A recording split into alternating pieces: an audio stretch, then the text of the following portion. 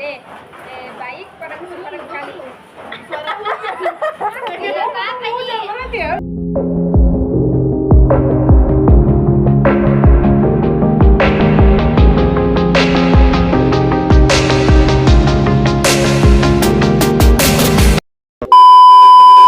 warahmatullahi wabarakatuh. Yang terhormat dosen pengampu mata kuliah perkembangan peserta didik Unasra Nasir SPD MPD.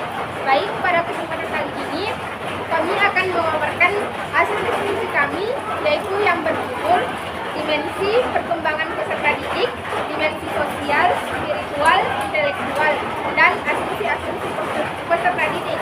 Baik, untuk mengefisienkan waktu, langsung saja saya mempersilahkan materi untuk memaparkan materi. Baik, terima kasih atas kesempatan yang telah diberikan oleh moderator. Langsung saja kita ke pembahasan. Jadi yang pertama adalah perkembangan peserta didik. Sebelum kita melangkah lebih jauh, kita harus tahu dulu apa sih itu perkembangan peserta didik. Nah, menurut dari diskusi kami, perkembangan merupakan proses perubahan kualitatif yang mengacu pada mutu fungsi organ-organ jasmania, bukan hanya perubahan organ-organ jasmania saja. Perkembangan merupakan perubahan yang progresif dan kontinu atau berkesinambungan dalam diri individu mulai lahir sampai mati. Baik, selanjutnya yaitu ciri-ciri perkembangan peserta didik. Yang pertama ada terjadinya perubahan dalam aspek fisik dan juga aspek psikis. Yang kedua, terjadinya perubahan dalam proporsi. Yang ketiga, banyaknya tanda-tanda yang lama. Dan yang terakhir, diperolehnya tanda-tanda yang baru. Selanjutnya ada teori perkembangan peserta didik. Menurut dari diskusi kami mendapatkan 3 teori, yaitu teori yang bersifat edukatif, yang kedua teori yang bersifat indukatif, dan teori yang bersifat fungsional. Saya berikan kepada rekan saya, Buliani, untuk menjelaskan hasil diskusi kami selanjutnya. Baiklah, terima kasih atas kesempatan yang diberikan. Selanjutnya saya ingin menjelaskan tentang aspek-aspek perkembangan peserta didik. Mengutip dari Alex Sabu 2003 dalam bukunya yang berjudul Psikologi Umum, aspek-aspek perkembangan meliputi yang pertama perkembangan fisik, yang kedua perkembangan emosi, yang ketiga perkembangan inteligensi atau kognitif. Selanjutnya dimensi perkembangan didik.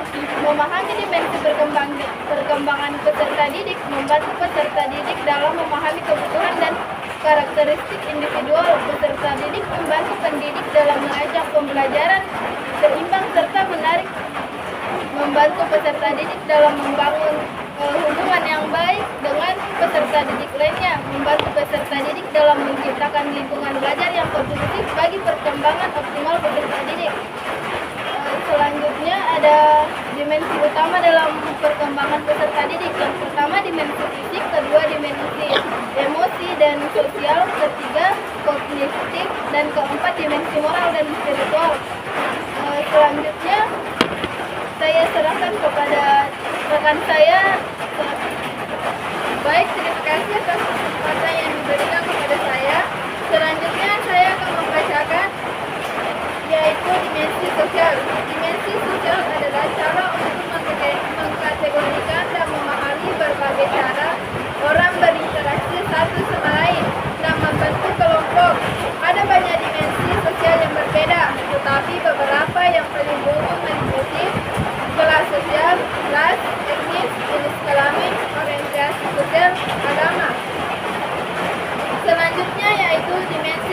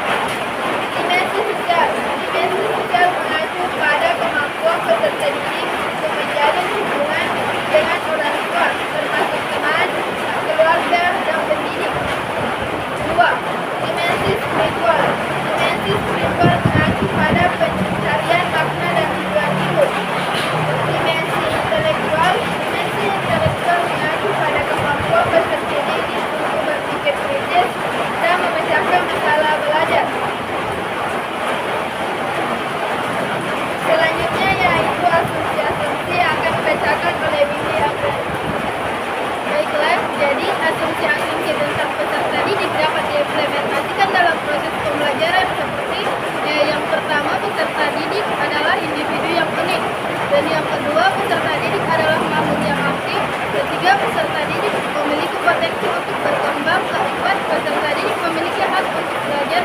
Dan yang kelima, peserta didik adalah bagian dari masyarakat. Adapun asumsi-asumsi tentang peserta didik yaitu peserta didik memiliki rasa ingin tahu dan ingin belajar. Contohnya, pendidik dapat menggunakan berbagai strategi pembelajaran untuk mengakomodasi gaya belajar yang berbeda-beda. Baiklah, itu saja